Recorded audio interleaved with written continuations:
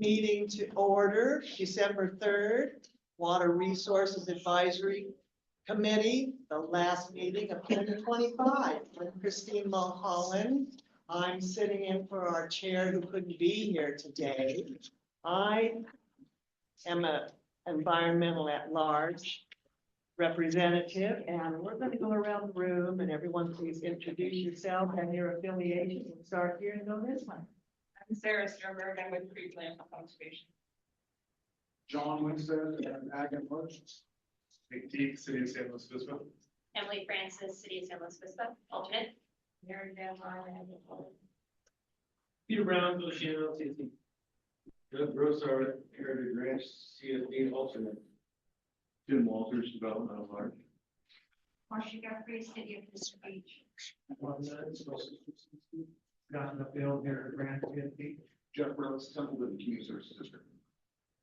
And over here. Matt Cook, Golden State Water, Los Osos. Virginia Henderson, Cascade Municipal Water Company. He has the EPC. Rachel Lee, County Public Works. Dominic Rock, Coastal San Luis RCB. David Creditor, District 4, alternate. Ed EB, Total CSD. David Chipping, Environmental Lodge. Eric King, Environmental at Large. Josh Porter, County of Public Works. Brendan Clark, County Public Works Committee Secretary.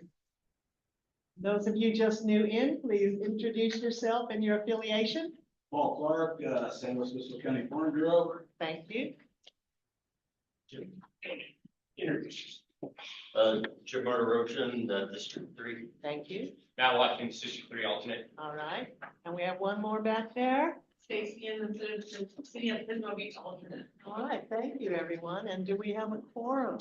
Yes, we do. We have a quorum. We shall proceed. Excellent. Yeah, we have the minutes. Has everyone had a chance to review them? Are there any amendments or corrections to offer? I'll start ahead of the meeting. We did receive a few grammatical changes and an update. We had attributed a comment to Mr. Evie, and he wasn't present at the meeting. So we've updated that. And I should have, before this minutes, I should have asked, is there anyone at home or away from the building who is online and would like That's to right. introduce themselves? Yeah, we do have some folks joining online on Zoom. What I can do is I could introduce them, I could call their name, and if you'd like to unmute and introduce yourself, please feel free to do so. Starting with Eileen Lowe. Hi there, Eileen Lowe, City of Aurora Grande. Jeff Edwards. Good afternoon. My name is Jeff Edwards from Los Osos, and I'm in the private sector development. Jenny Williamson. Jenny Williamson, County Public Works. Mark Zimmer. Good afternoon, Mark Zimmer, General Manager for Golden State Water Company. Sarah Coe. Hi, Sarah Coe with California Department of Water Resources, and I coordinate the SB 552 program. All right, thank you, Sarah. Tim Kershaw. Tim Kershaw, Cleve Harris geologist. Toby Moore. Yes, Toby Moore, Water Resource Manager for Golden State Water Company. All right, thank you. And I apologize. The names do jump around on Zoom. So is there anyone we missed? Yes, Jules Tuggle, City of Grover Beach. Perfect. Thank you, Jules. All right. Thank you, everyone. Now we will proceed to the minutes. And again, I'll ask for amendments or corrections or a motion to approve. You look after for me, so I will move adoption of the minutes. Thank you. May I have a second? Thank you. Minutes approved. Or we could do a voice vote. You want a voice vote on that? Yeah. Yeah. All right then. Really? Didn't we just raise our hand? All right. Please, will you go ahead and take a voice vote for us, Brendan? Yeah. All in favor? Oh, just that, not a roll call. Yeah, we don't need a roll call. All No. right. Thank you. All in favor of the minutes as submitted, please raise your hand. Aye. Thank you. Any, And oh yeah, go ahead. You go ahead. do you want to count them? No, you go ahead. Keep going. And those opposed, please raise your hand. All right, unanimously passed. I'll abstain because I wasn't at the last. Sure. Any other abstentions? Oh, okay.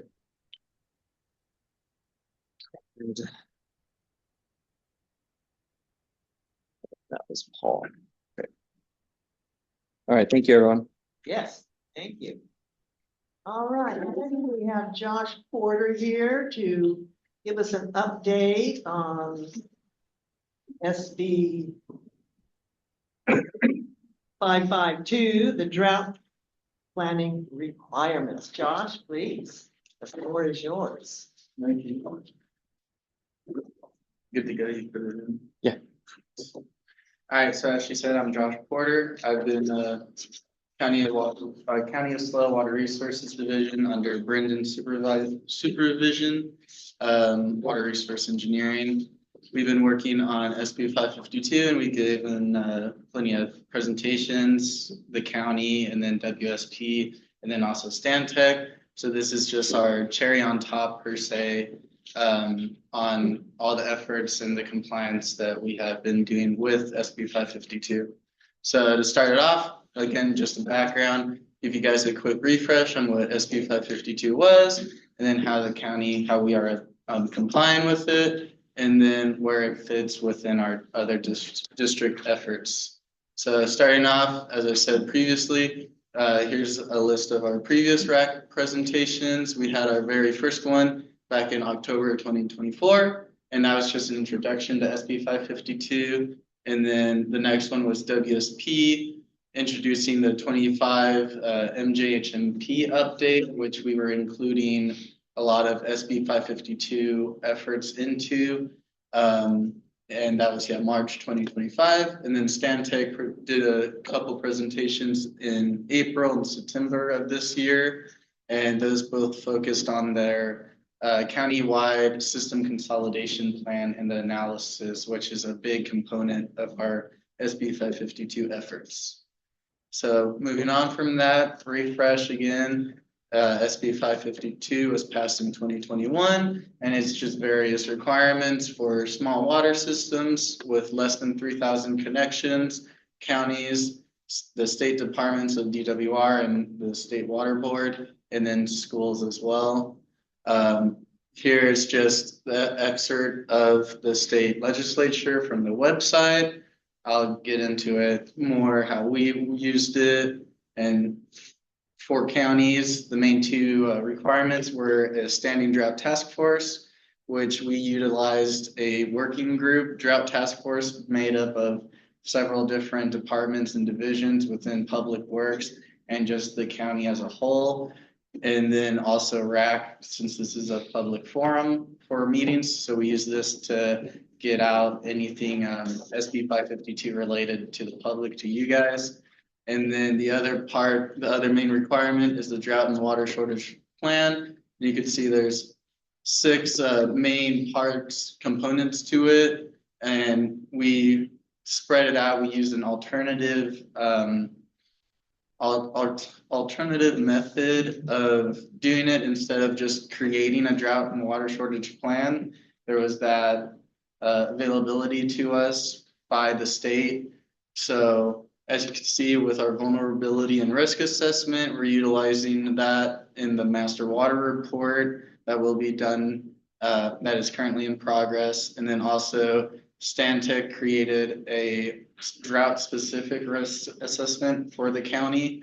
And then moving on to consolidation options, again, our state consultant Stantec assisted us with that one and created the system consolidation plan, which is now available via the public through Public Works Projects webpage for SB 552.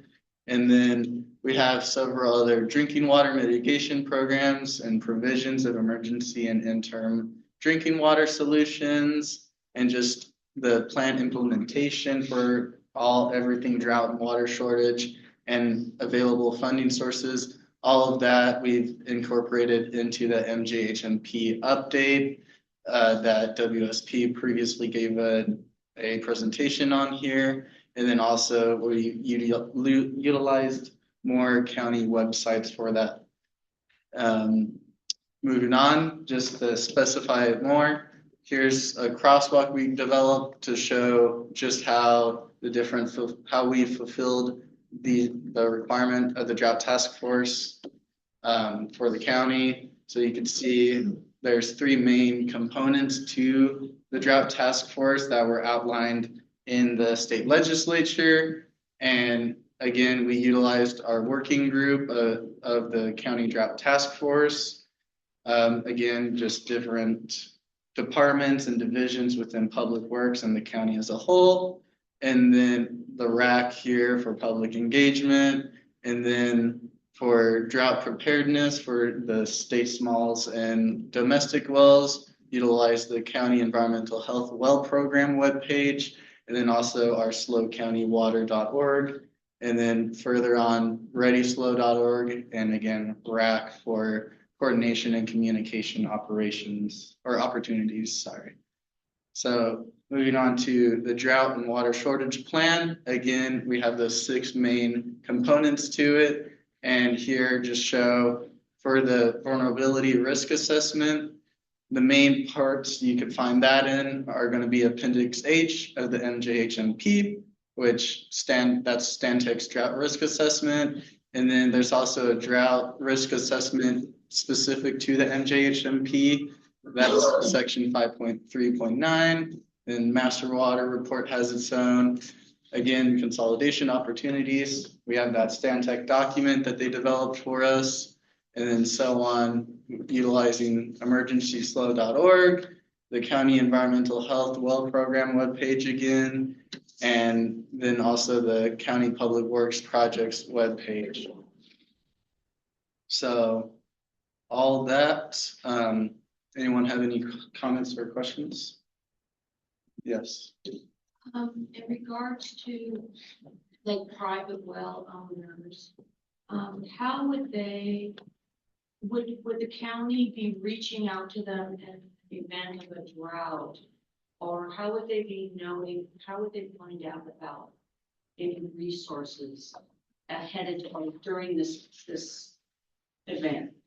So I would utilize the County Public Works Projects webpage. You get a SB 552. I guess should have put a screenshot of it. That would have been good. But it's if you look up County of Slow SB 552, it'll be the first link that pops up, and it'll have again the majority of the information we just showed here. Then along with those links, I would say for private well owners, utilize the County Environmental Health well program. They have a special webpage for private well owners with all the information you can need regarding drought, water shortage, even they have stuff for interim emergency use. I would say County Environmental Health. It's called the County Environmental Health Well Program. Would that pop up in a Google search? Yes. Okay.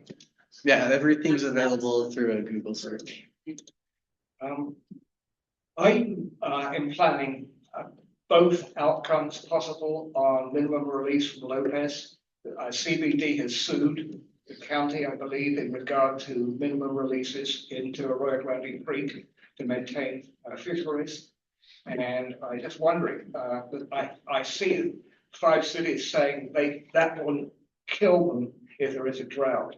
I was wondering, is this plan looking at both sides, business as usual, or more higher releases? All of these efforts, SB 552, is more related just to the state smalls and domestic wells. So we're talking systems with connections from 1 to 15. So but business wise, we're not really looking at that. So I would have to ask our Zone 3 crew about that, about how it would affect them. Yeah, it doesn't have, we didn't develop like specific drought contingencies for specific subregions across the county. It wasn't that type of. It's a we were- county-wide. Yeah, it wasn't that type of plan. It will be interesting to actually have a future presentation here on that issue of the lawsuit that's going on. Both sides, maybe CBD versus the cities. Yes. Yeah, the consolidation issue in your chart was listed as complete. And obviously, the report is complete, but the implementation of the recommendations in the report is presumably just getting started with the failing or at risk of failure small entities. Is there an actual timetable? And even though the county can have this in a document, a lot of the decision-making is up to LAFCO. And so how is there kind of a tiering or a hierarchy of who has the most influence there? You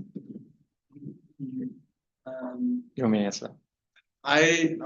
I'll start with, we are working to add additional, we have excess budget with Stantec and DWR for their technical assistance. So we are looking to utilize those extra funds to look to those water systems you called out, the ones that need the analysis more. Sort of utilize those funds to put more work into theirs, and to work with them. That's not finalized yet. I think that's as much as I could say so far. Brendan might have something to add. I would just add the county's place, unless the county was identified as like a water service provider to be joined to, or a system that's failing to be, taken in by another agency. Our part really is minimal after the creation of this report. So the work that's been done by Stantec can be taken by, if a system is identified as failing, they can take that information now. We've provided the analysis to be eligible for state water board funding. There's funding that's available if you meet certain criteria to have your consolidation partially or fully funded. As long as obviously both parties are willing, the failing system and the receiving system, if you will. And there has been success of utilizing this program already in the county. But like you identified, the county, unless we're specifically involved as a system provider operator, that's not like our role is kind of, we've done what we can in that sense. We're not going to take this report and go now and yeah, no. LAFCO will be up to the districts themselves. And so both parties, yes. Yeah. I think the chart might read first phase completed rather than completed. It is actually good to know that there is funding, and thanks to whoever made that find and that decision, that there is funding for the follow-up to actually begin the implementation where districts are failing. Because that's the key right now. Or small entities, they're not a lot of them aren't districts, but they're small entities and they're failing. I'm glad to know that there is follow-up happening. Yeah. Any others? Yes. Yeah, the bill legislation required you to do these specific things, include them in your report, make reports, do analysis. Is there anything that you wished it had done, or that you still think it needs to be done to better drought? Like, is there any gaps that SB 255 that didn't fill? It's a great question. Yeah, as far as I know, a lot of previous efforts or previous Senate bills and legislature focused on urban, and then it's kind of been narrowing itself down. I think this is pretty much the last stop per se, because it is focusing on, like I said, those small water systems, which domestic wells, private wells, 1 to 4 connections, and then also your state smalls, which are 5 to 15 small communities, whatnot. So I think obviously there is, I feel like, always more effort to be made, but it really just comes down to the engagement part on the domestic wells and the state smalls to want to, like, we could create this reports and plans, but it's up to them to, I guess, up to the county to provide it and the state to provide it, but then for them to take it, look into it, and make their choice, make their decision with it. If there's any more comments or questions, I provided my email up there and then my phone if you'd like to call as well. And so there's something. So thank you very much. Thank you, John. Excellent. Hopefully we don't have another accident, which is for horses, right? Okay, so now we have an update regarding the earworm Proposition 1 Round 2 project replacement process and consider support for this. It's a voting option for us to make some decisions going forward with this, and we have Brenda to tell us all about it. Thanks, Christine. Thanks, everyone. All right. As Christine mentioned, this is the receiving update from staff regarding our IRWM Prop 1 Round 2 project replacement process that we discussed here in June and have been updating you on the last few months. So I wanted to start with this. This frames, why are we here at WRAC?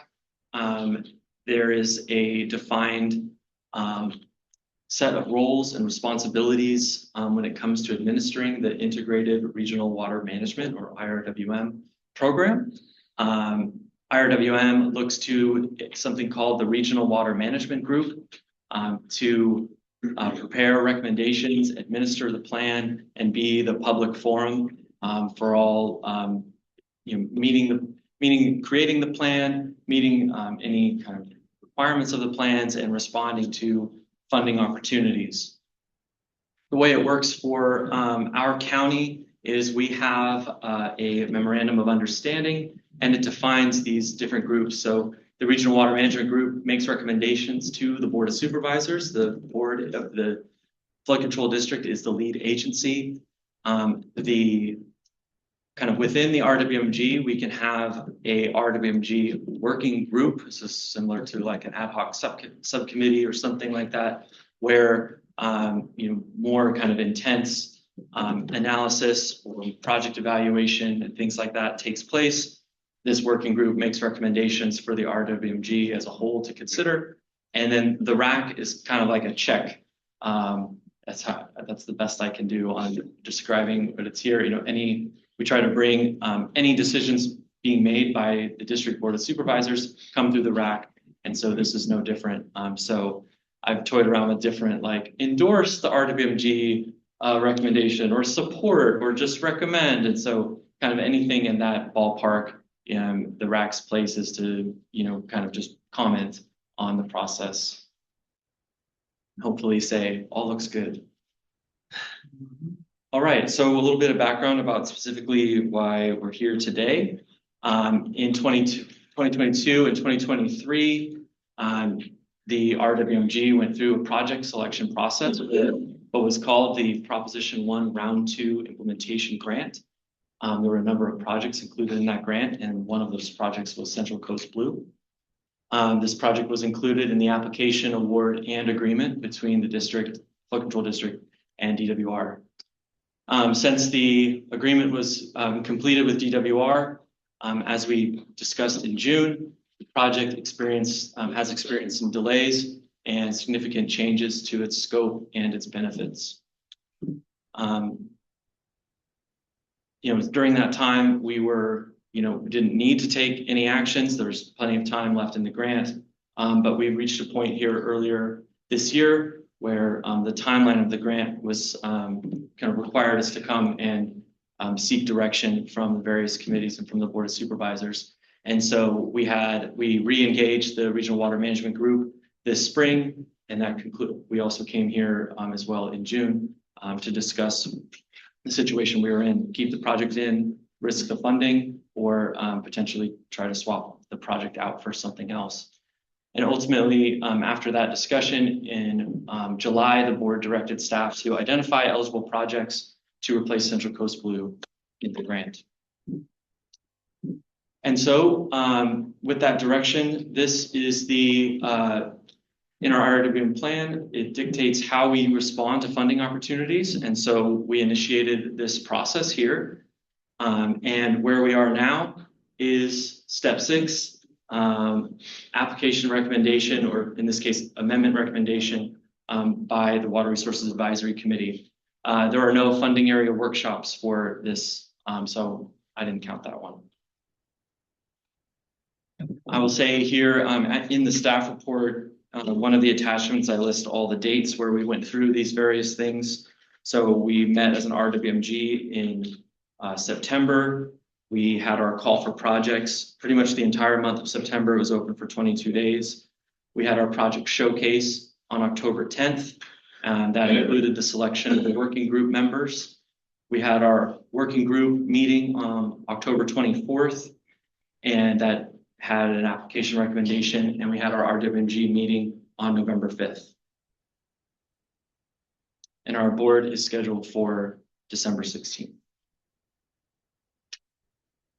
So how are projects scored and evaluated? There's a number of documents that are used to create the scoring metrics and the process for evaluating projects. Already mentioned a few. We have our IRWM plan.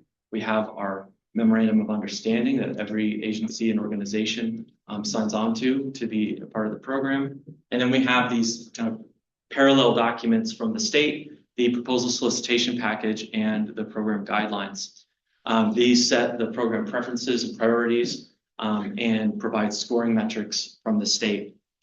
Something unique to this round was that the competitive requirements of Prop 1 were passed down from DWR to the regions, in our case, so to our county. And so we have to provide, go through and make sure we do all of these things here in attachment 7 to show we held a competitive process. And the way we did that is these are the scoring metrics provided by the state, and we pulled these metrics directly out of the state's document into our scoring metrics. So one of the things the RWMG did on September 3rd, before the call for projects was initiated, was to finalize how we're going to score and evaluate projects.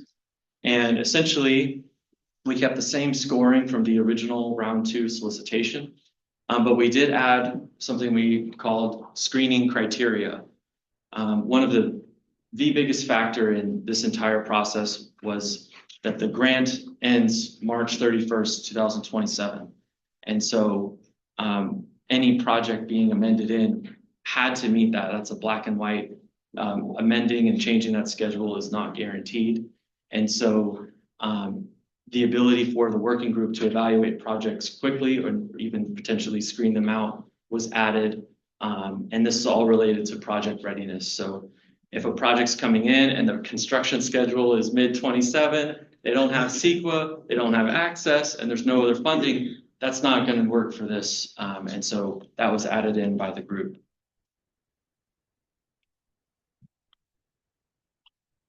All right. So a little bit about the working group meeting is the members were selected October 10th. The working group members are agencies who did not submit projects for to be considered for the replacement amendment. And this time the agencies that were working group members were Los Osos CSD, Oceano CSD, and San Miguel CSD. This meeting was open to the public. The submitting agencies all had representatives present to answer questions and discuss their projects.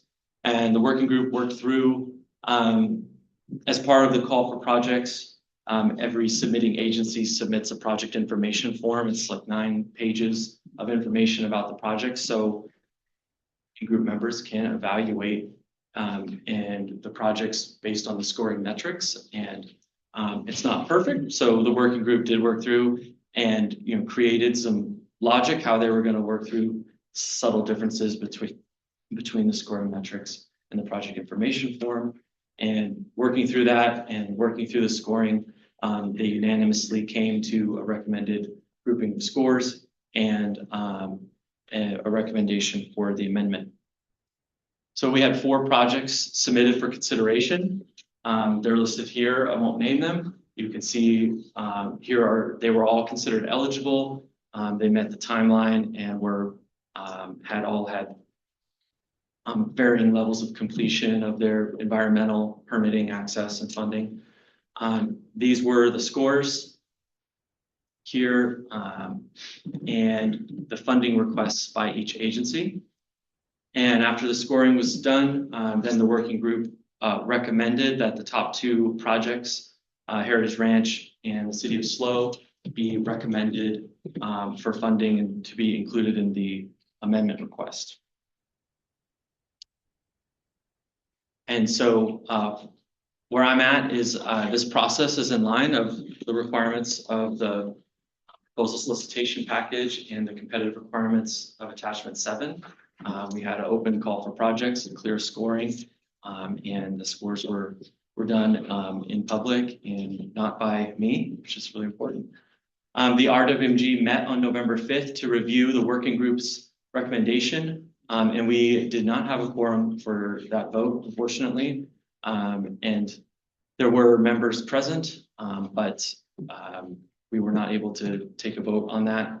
The consensus in speaking with some RWMG members and our management at the county was that we would continue with the working group's recommendation to the board. So that is a subtle nuance for today's recommendation versus past recommendations. We're asking for the WRAC to consider the RWMG working group's recommendation, not the whole RWMG. Maybe you don't care about that nuance, but it's important for me to try to articulate. Again, the WRAC's role is to review the recommendations going to the board. And if a vote does take place, I would ask that the City of SLO and Heritage Ranch abstain from the vote as they are, potentially benefit from the recommendation. So with that, I'll go ahead and take questions. And our staff recommendation is that this would be supported by the committee and move forward to the board. I'll start there. Thank you. Yeah. Does the deadline, the legal deadline, apply to the entire project or simply to the increment that is being funded by this fund?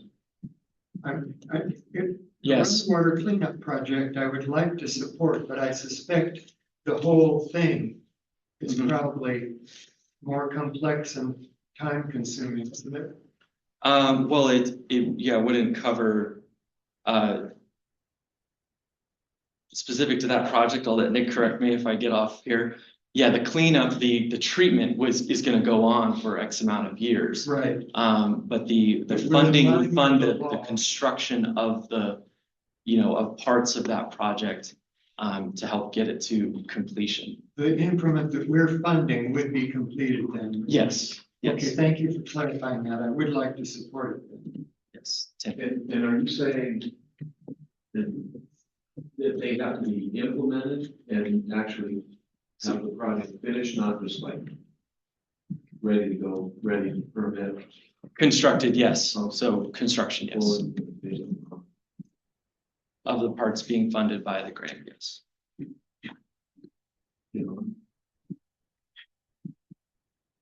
Yep. There was a slide that showed how you arrived at 8 points for the top 2 prevailers, but not for the other 2, Tacoma and Crystal Beach. It'd be helpful if this group is going to vote on that to have that information as well for this group. Yeah, I didn't print out every scoring sheet, and it's all available in the project documents. I know it's kind of short notice to have 3 days of packet and just months of meetings and materials and documents to go through. But that scoring process is, it is all available to be viewed. And I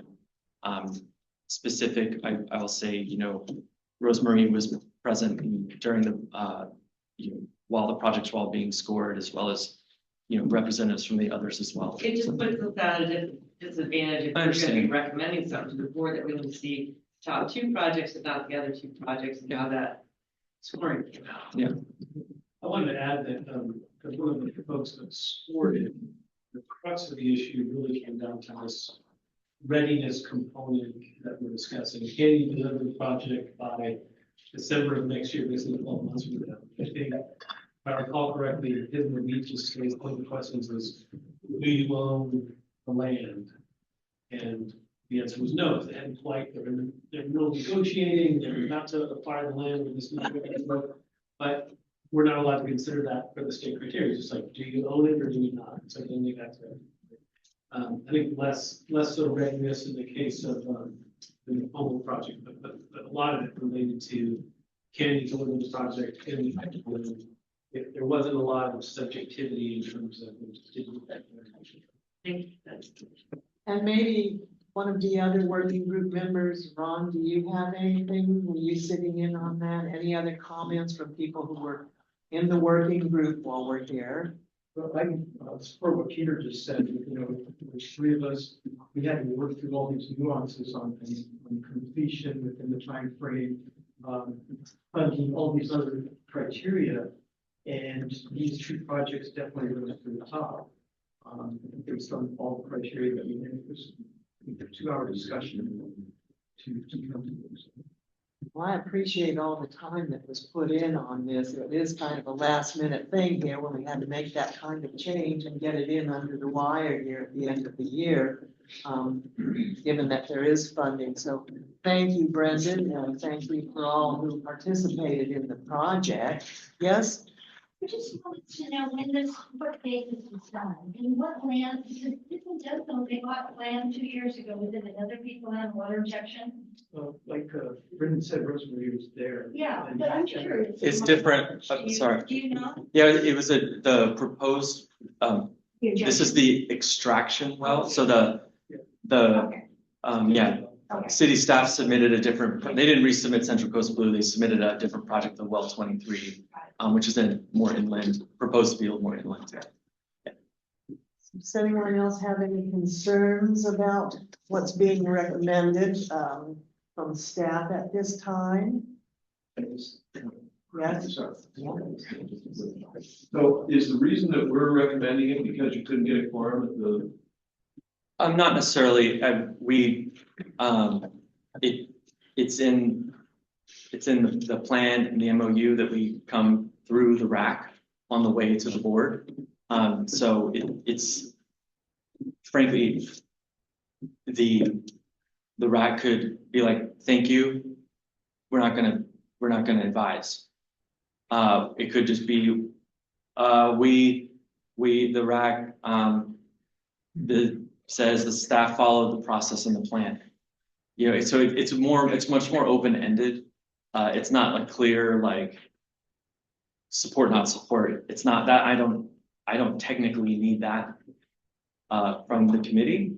But it's sort of, well, I guess it's a little more nebulous. If that was like, maybe when you guys can speak to it, was that some form of protest on the projects, or was no need to show up? I think as funding has reduced in RWM from the state, participation has dropped off, frankly.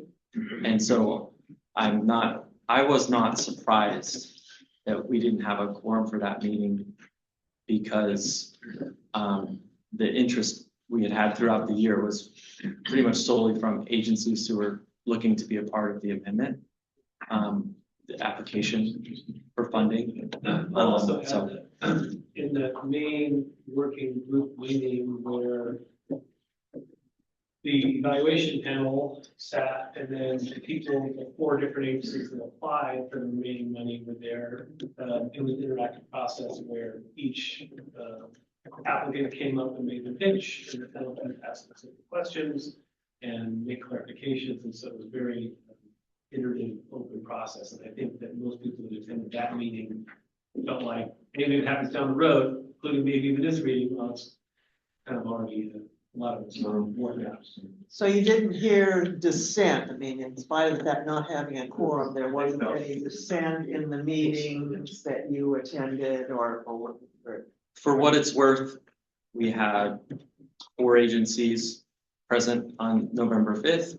2 were, proposed to be included in the amendment, so they couldn't better abstain. So that leaves us with only 2 members. A quorum for RWG is 3. Again, for what it's worth, the consensus in the room from all 4 was to continue to move forward. So what would you prefer, a vote or just If there was interest in supporting the staff recommendation, that's great. If not, I'm okay with the WRAC heard the item. Alright, well then I'll let's update my see. staff report and Okay, let's see if there is a motion to support or to withhold support. I'll move that we support. I think it's pretty interesting. I think because you were on the working group, you're one of the people who can't vote. I think it's the people that are getting awarded funds that should. I think I'll make the motion. Okay, I'll we have jump in over and here, make the Mr. motion. Walters. There's a question about it. I'll move staff recommendation. We have a motion here, and was that a second? I guess that'll be a second if he can make the motion. That's very good, thank you. Let's get it on the record. And just to go back to our point, Christine, I think Brandon's point was if you're getting awarded funds, if you're the city of SLO. Oh, right, Or if okay. you're Heritage Ranch, it's probably good to not vote. on Okay, this. so no vote from you.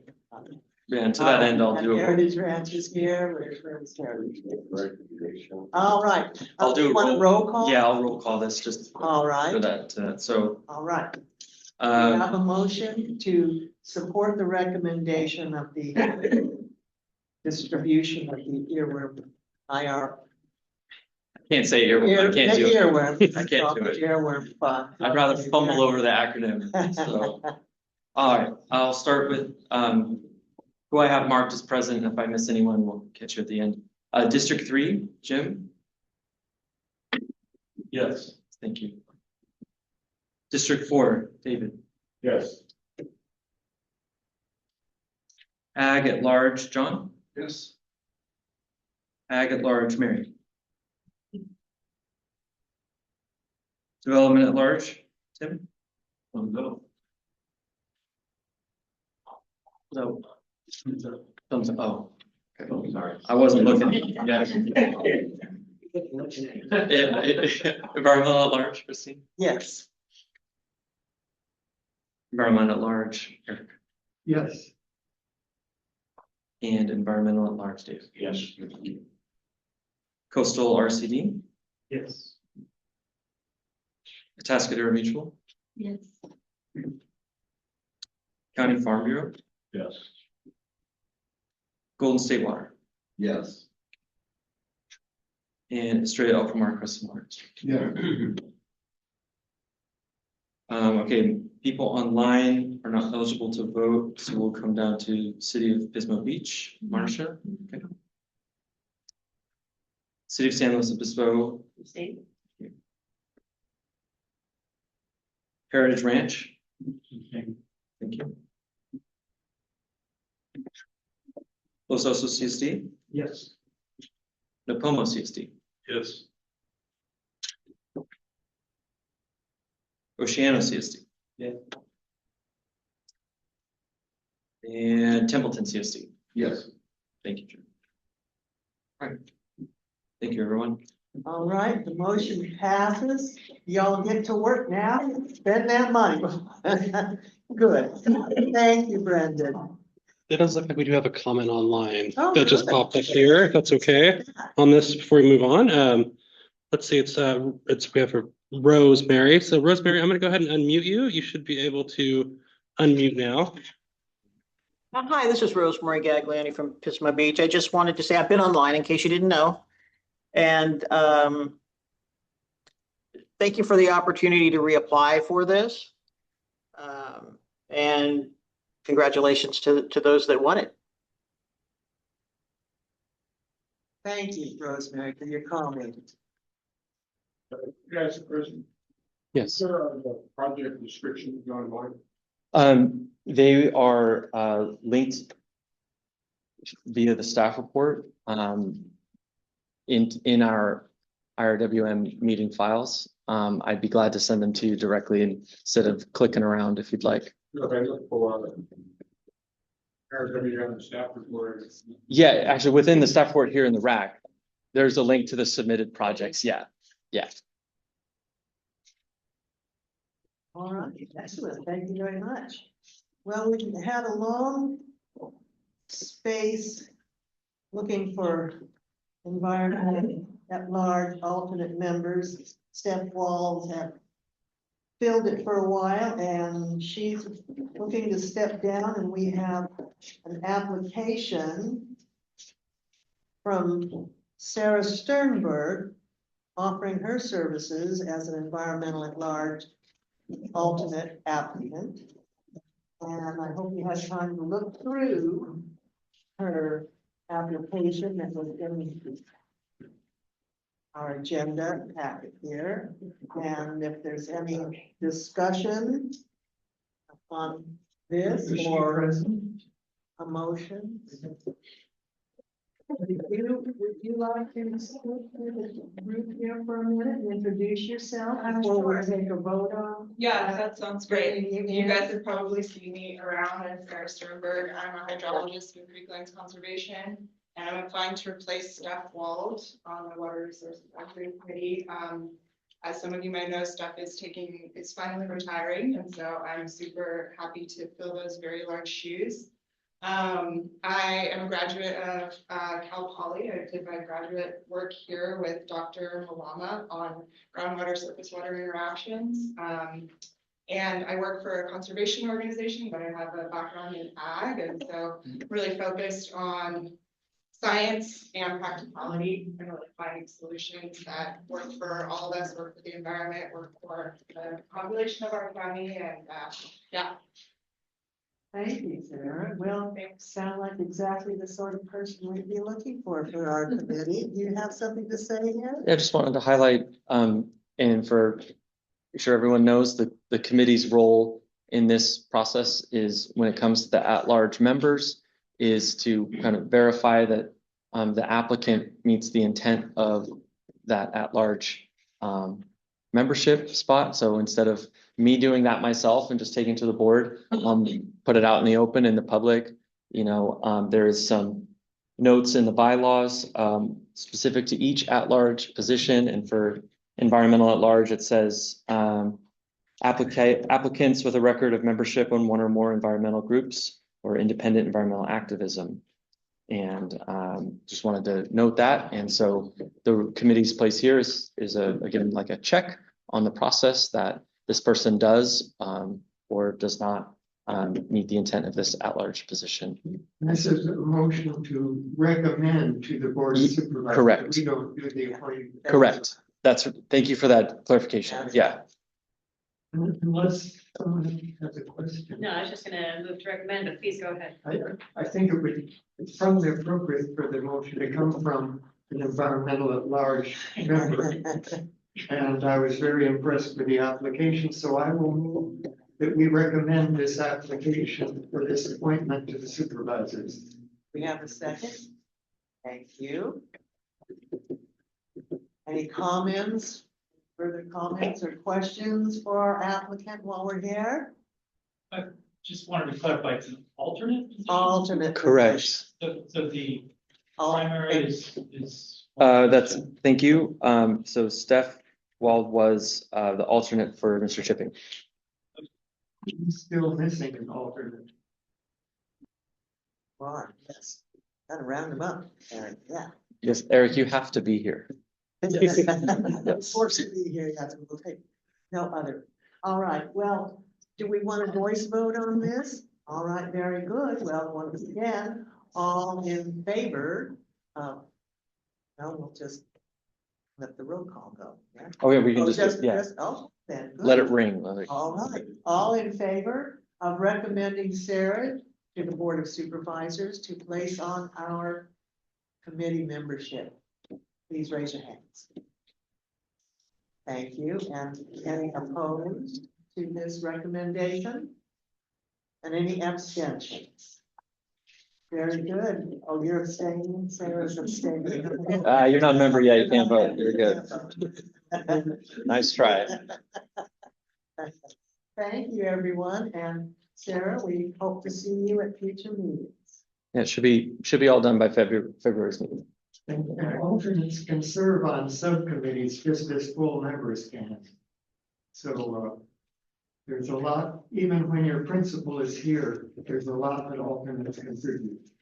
Thank you so much, welcome. And if you haven't already, do, make sure you round up a copy of our bylaws. We try to keep up to date periodically. Brenda, you have to get a copy of those if you don't. Or they're online, I would expect probably too. Yes. All right, thank you very much. Well, that's about it. We don't have really a big meeting here today. It's our last one of the year, kind of get out of here a little bit early, but let's go through ongoing updates. And if anyone has anything to comment on when we get there, please just pipe up. The rain and reservoir report, that was better than we had for November for a while, right? Yeah, let's pick November. Drought updates. LA Times Ian James again wrote a big article. Central Coast and California looks like in the top of the top 5 in the world for getting drier and drier. Look it up. We have comment online. Please. Yeah, let's see here. Greg Graywall, you should be able to unmute now and speak. Greg, are you there? Do you want to unmute for him? All right, well, if Greg comes back. Yeah, we'll work on getting him unmuted here. Okay. All right. Just want to comment on the drought. Yes. There was a troposphere incursion into the stratosphere that nearly stopped the polar flow. And it seems that the meteorological people don't know how it's going to go. There's a possibility of us jumping into an extreme El Nino, which puts us in drought. Whoa. They haven't seen this before. This is the major upward flow of troposphere into the stratosphere due to heating. So it's weird. But the one projection was increased drought. Eric? 2 Substack websites that I highly recommend. And especially in the wake of whatever did and didn't happen in Brazil relative to the climate. And one is called Biotic Regulation and Biotic Pump. And the other is called The Climate According to Life. And they highlight research on how land use is not just a passive recipient and not just involved with carbon metabolism, but very, very deeply involved with water metabolism. And that has implications not just in places like the Amazon, where you have rainforests attracting rain from the nearby oceans when they're functional, but even our own habitats here in California and places where plans for the Los Padres National Forest and various other things that are done to the land that may be done in ignorance of their effect on the climate. And it's not just carbon dioxide, even though carbon dioxide is important. So Anastasia Makarieva, the biotic regulation and biotic pump is one, and the other is the climate according to life. Thank you, Eric. And my apologies, there's a bus in about 5 minutes that I'm going to catch. But thank you, everyone, and have a wonderful Christmas and holiday season. Thank you, Eric. All right, and we have, anything on the groundwater basin management efforts? Well, I'm gonna just comment because I know we don't have anything to do with Sigma here. We can't regulate or control Sigma, but, the DWR's reports that come through to me show that Kaweah Basin has just been returned to the state due to inadequacy in its Sigma groundwater process. So, this, we know now Paso Robles can't pay its bill. It is an ongoing concern to me that we have these issues of groundwater that we here can't do anything about. The Sigma supersedes our ability to do, yes.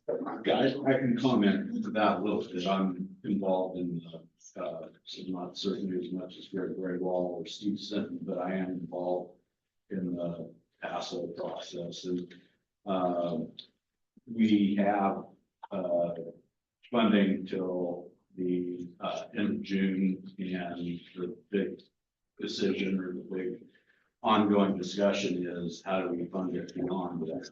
And they're at the Prop 218 process left a bad taste in a lot of people's mouths. And I wish Steve Sinton was actually here today because he's been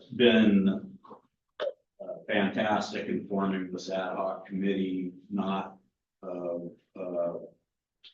irrigators that are in favor of the JPA or the last 218 votes, but irrigators who were in fact opposed to it. And so going forward, we're trying to, and I'm part of that committee, as an irrigator in the Shandon area, I did vote against the 218 based on the numbers that there's going to be a concerted effort going forward to have outreach to those who are opposed to any Sigma regulation or compliance to people, smaller irrigators that are going to have a hard time absorbing that cost of at least what the JPA up to this point has proposed. And so it's at the moment it feels somewhat positive that at least there's an effort to try to find some consensus, and there's discussion of expanding the JPA board to include more board members that even a de minimis user to cattle ranchers to irrigators based on size. And so it all sounds doom and gloom, but at least we're still working. Well, I appreciate that report. Thank you for that. And I'm really glad that people are still working on it, still talking with each other. It's how we arrive at some compromise eventually. We know that the dire straits of the basin, and we know that everyone out there has an interest of some kind. So thank you. Well, and I wish Steve was here so I could embarrass him.